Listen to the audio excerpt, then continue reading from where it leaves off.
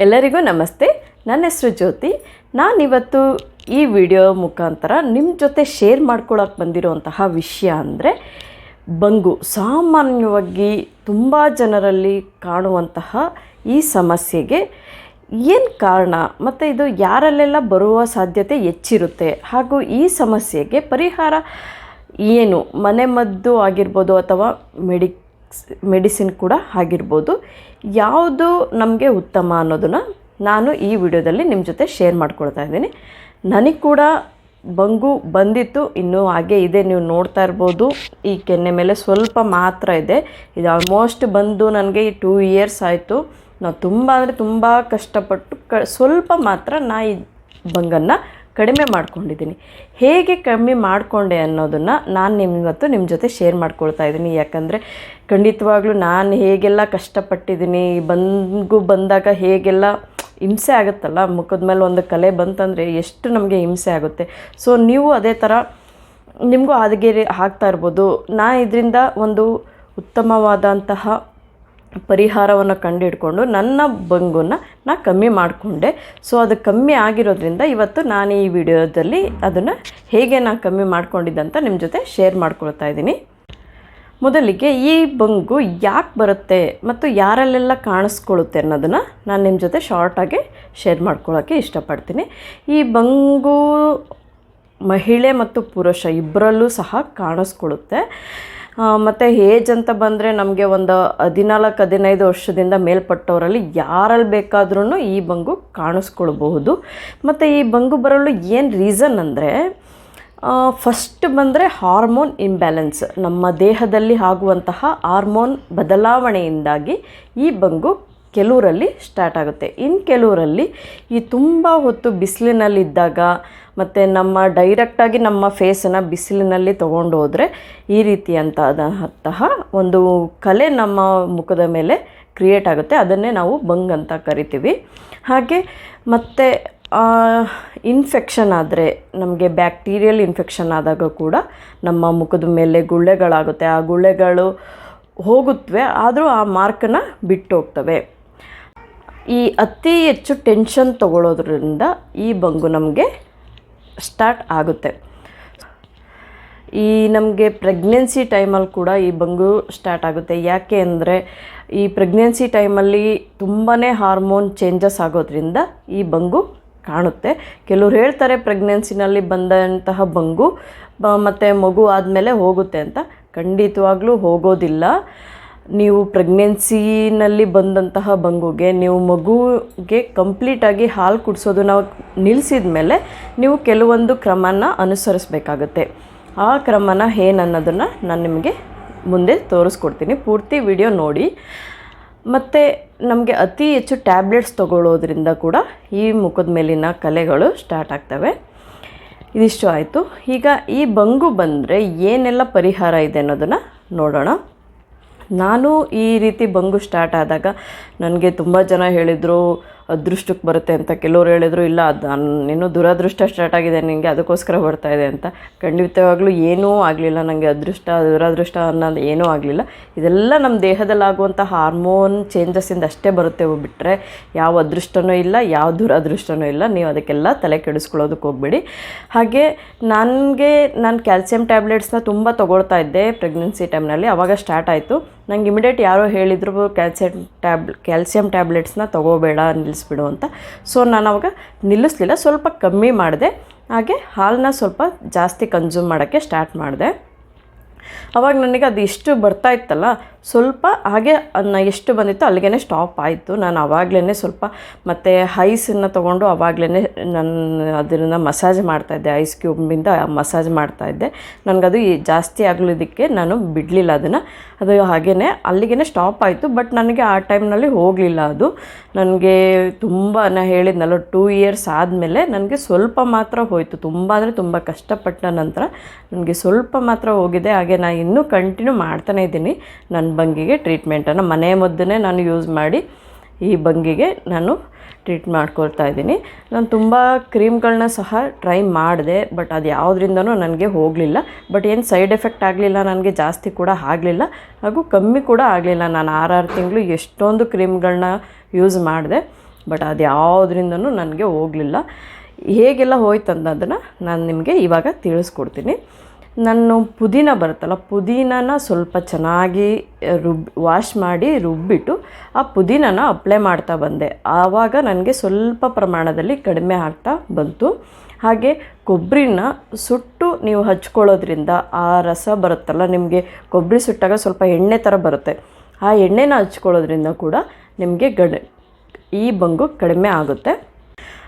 ನಂತರ ಸ್ವಲ್ಪ ನೀವು ರಾತ್ರಿ ಮಲ್ಕೋಬೇಕಾದ್ರೆ ಚೆನ್ನಾಗಿ ಫೇಸ್ನ ವಾಶ್ ಮಾಡಿಬಿಟ್ಟು ಸ್ವಲ್ಪ ಅಲೋವೆರಾ ಜೆಲ್, ನಿಮ್ಮ ಮನೆಯಲ್ಲಿ ಅಲೋವೆರಾ ಗಿಡ ಇತ್ತಂದರೆ ಅದನ್ನು ಕೂಡ ಯೂಸ್ ಮಾಡ್ಬೋದು. ಅದೆಲ್ಲ ಡೈಲಿ ತೆಗಿಯೋದು ಕಷ್ಟ ಅನ್ನೋದಾದರೆ ಈಗೆಲ್ಲ ರೆಡಿಮೇಡ್ ಅಲೋವೆರಾ ಜೆಲ್ ಸಿಗುತ್ತೆ, ನೀವು ಅದನ್ನು ಕೂಡ ರಾತ್ರಿ ಹಚ್ಬಿಟ್ಟು ಬೆಳಗ್ಗೆ ಕ್ಲೀನಾಗಿ ವಾಶ್ ಮಾಡ್ಕೊಳ್ಳಿ. ಮತ್ತು ಹಚ್ಚೋಕ್ಕಿಂತ ಮುಂಚೆ ಸ್ವಲ್ಪ ಸ್ಟೀಮ್ ತಗೊಂಡು ಫೇಸ್ನೆಲ್ಲ ಕ್ಲೀನ್ ಮಾಡಿಕೊಂಡು ನಂತರನೇ ನೀವು ಸ್ವಲ್ಪ ಅಲೋವೆರಾ ಜೆಲ್ನ ಹಚ್ಬಿಟ್ಟು, ಮತ್ತು ನೀವು ಸೇರಮ್ ಯೂಸ್ ಮಾಡ್ತೀರಾ ಅಂದರೆ ವಿಟಮಿನ್ ಸಿ ಸೇರಮ್ನ ಯೂಸ್ ಮಾಡ್ಬೋದು ನೈಟ್. ಅದು ಮಾಡಿಲ್ಲ ಅಂದರೆ ಅಲೋವೆರಾ ಜೆಲ್ನ ಕೂಡ ನೀವು ಯೂಸ್ ಮಾಡಿ ನಿಮ್ಗಾಗಿರುವಂತಹ ಬಂಗನ ಕಡಿಮೆ ಮಾಡ್ಕೋಬೋದು. ಹಾಗೆ ಕಂಟಿನ್ಯೂ ಆಗಿ ನೀವು ಜೇನುತುಪ್ಪನ ಹಚ್ತಾ ಬರಬೇಕಾಗುತ್ತೆ.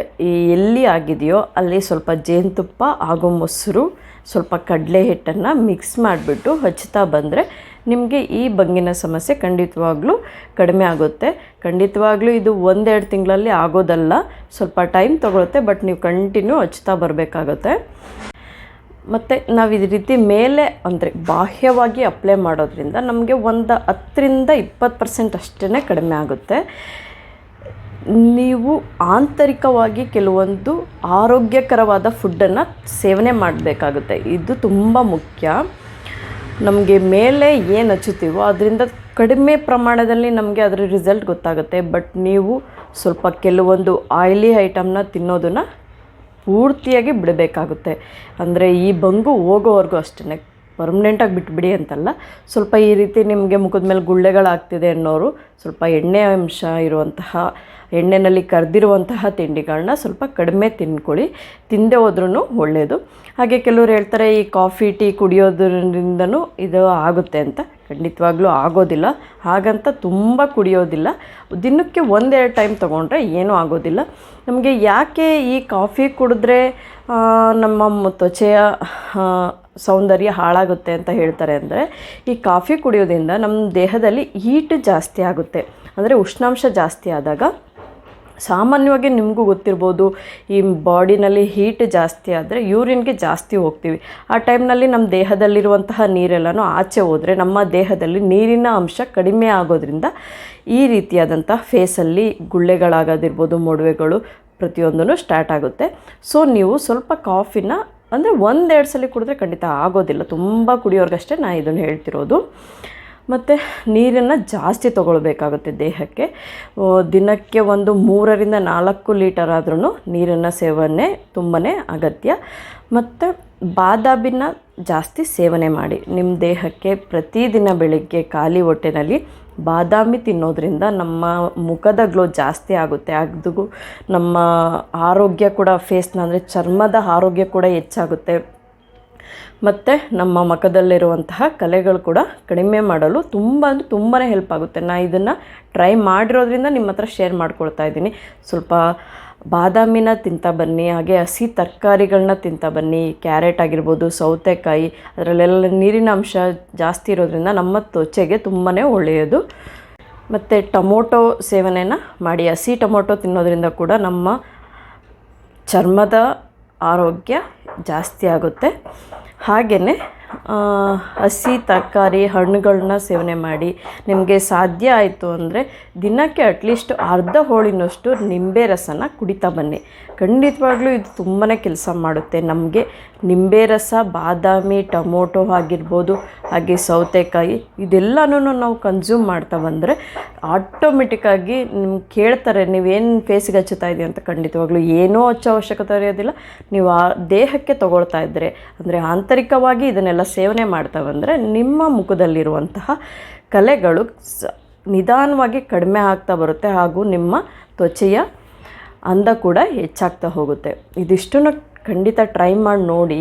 ಆಮೇಲೆ ನೀವೇ ನನಗೆ ಹೇಳ್ತೀರಾ ಹೇಗೆ ನಿಮಗೆ ಬದಲಾವಣೆ ಖಂಡಿತವಾಗ್ಲೂ ನಿಮಗೇ ಗೊತ್ತಾಗುತ್ತೆ. ಅಷ್ಟು ನಮಗೆ ಇದು ಒಳ್ಳೆಯದು.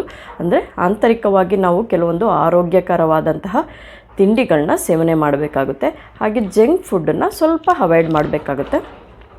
ತುಂಬ ಮೈದಾ ತಿನ್ನೋದ್ರಿಂದ, ಹಾಗೆ ಕರೆದಿರೋವಂಥದ್ದು ಮತ್ತು ಹೆಚ್ಚಿನ ಖಾರ ತಿನ್ನೋದ್ರಿಂದ ನಮಗೆ ಈ ತ್ವಚೆಯ ಅಂದ ಕೆಡುತ್ತೆ. ಸೊ ಅದನ್ನೆಲ್ಲ ಸ್ವಲ್ಪ ಕಡಿಮೆ ಮಾಡಿದರೆ ತುಂಬಾ ಒಳ್ಳೆಯದು.